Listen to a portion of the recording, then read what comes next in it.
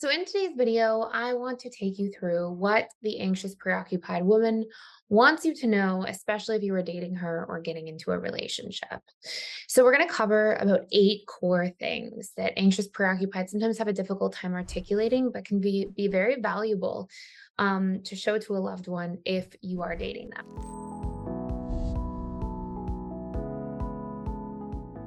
So first and foremost, I think one of the biggest misconceptions or misunderstandings about when somebody's being needy or clingy or texting a bunch in a relationship and they're anxious preoccupied, and this is point number one, is that they are actually having a trauma response. When the anxious preoccupied is like going through that space, they usually know their conscious mind is usually like, I shouldn't text again, I shouldn't call again, or I should give them space.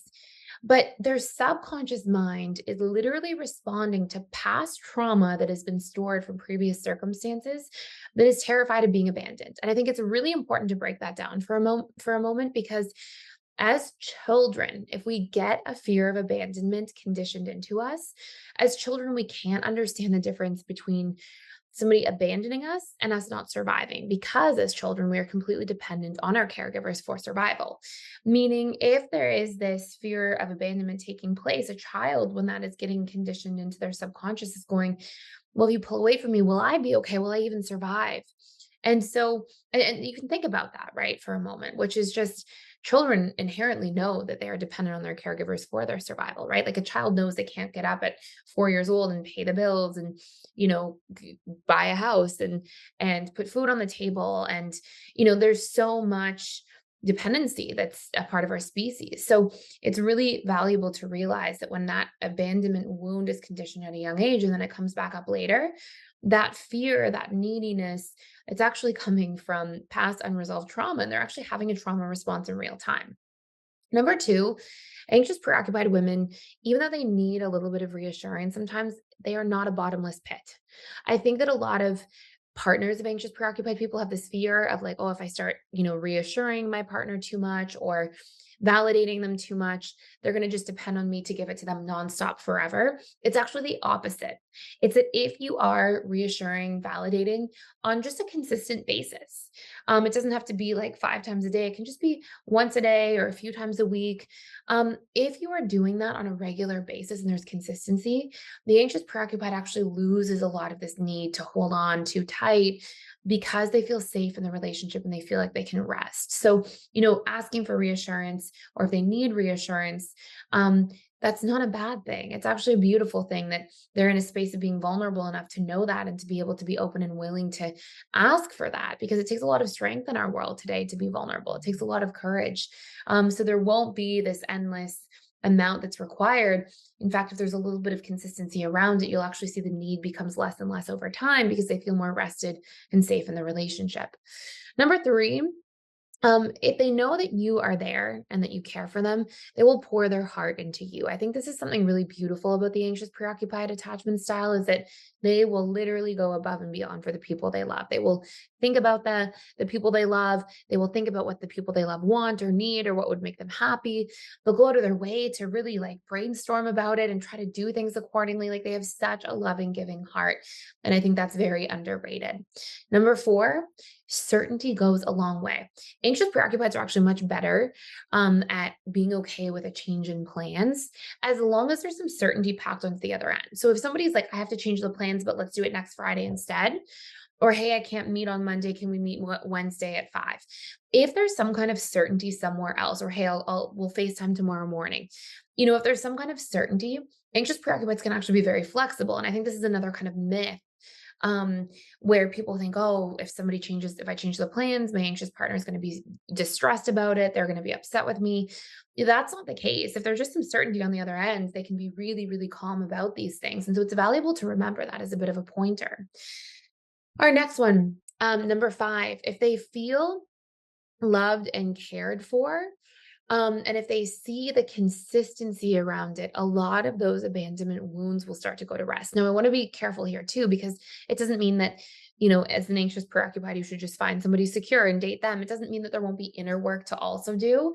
But the more that inner work is done, the better. But also, the more there's this consistency from a partnership, the more room the anxious, preoccupied person has to feel regulated and then to do that inner work as well. And if we go into the last couple here, I think a really important thing to acknowledge about the anxious, preoccupied is that they have very unique love languages that may be different to other attachment styles. So they tend to really value words of affirmation and physical touch. Quality time is huge as well, but those tend to be really important ones. And I think that if somebody is the partner of an anxious, preoccupied, and they don't realize this, um, that, they don't realize that this is the love language of this person that I'm connecting to or I'm dating or seeing. Then if your love languages, for example, are words of or are excuse me, acts of service or gifts, and somebody has, words of affirmation or physical touch, it's important to recognize that about them so that you can give and receive love in those love languages specifically. Now, before I get to the last one, I will just say as well, so I just wanted to stop by here and let you know a really exciting announcement, and is that we are doing $1,000 off of our lifetime memberships to the Personal Development School for Life. So I will tell you what's actually included in there. Number one, you get access to all of our different 60 plus courses. Everything about every single attachment style, how to reprogram, how to heal.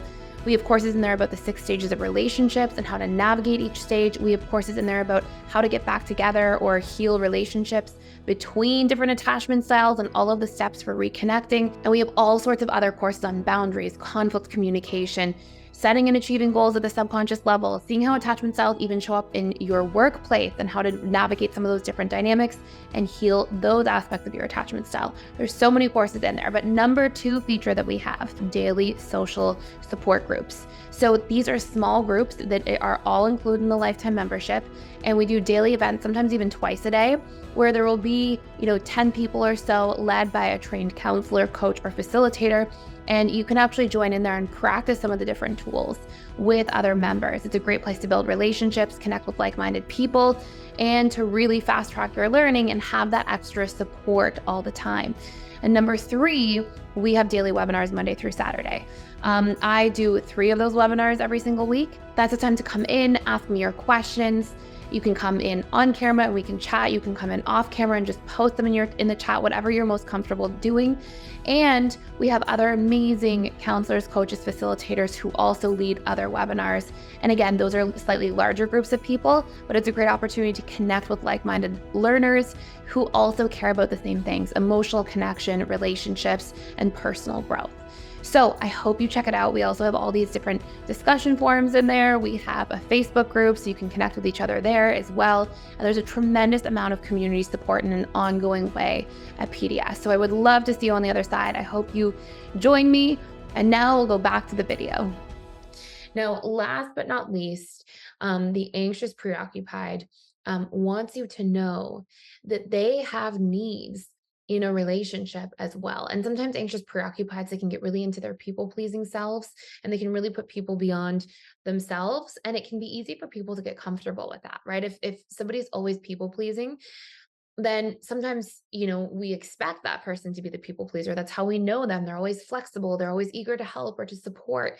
And I think sometimes what can get lost on the partners of anxious preoccupieds is that when we have that, you can get into a dynamic of going, okay, like they're just always good with everything. They're always happy. They're always low key. They always are happy to go along with whatever. But that's not true. The anxious preoccupied has to work on expressing those needs more and articulating themselves and communicating themselves so that they can be seen and known by their partners.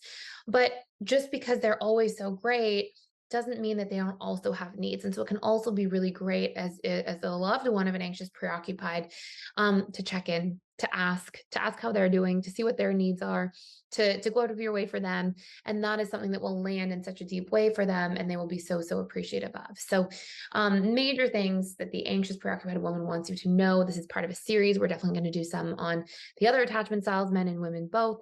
And if you have questions, please let me know in the comments down below. I'd love to hear from you. Thank you so much for stopping by and for watching. Please consider subscribing if you're enjoying this channel. I'd love to have you here in the community, and I can't wait to see you in the next video.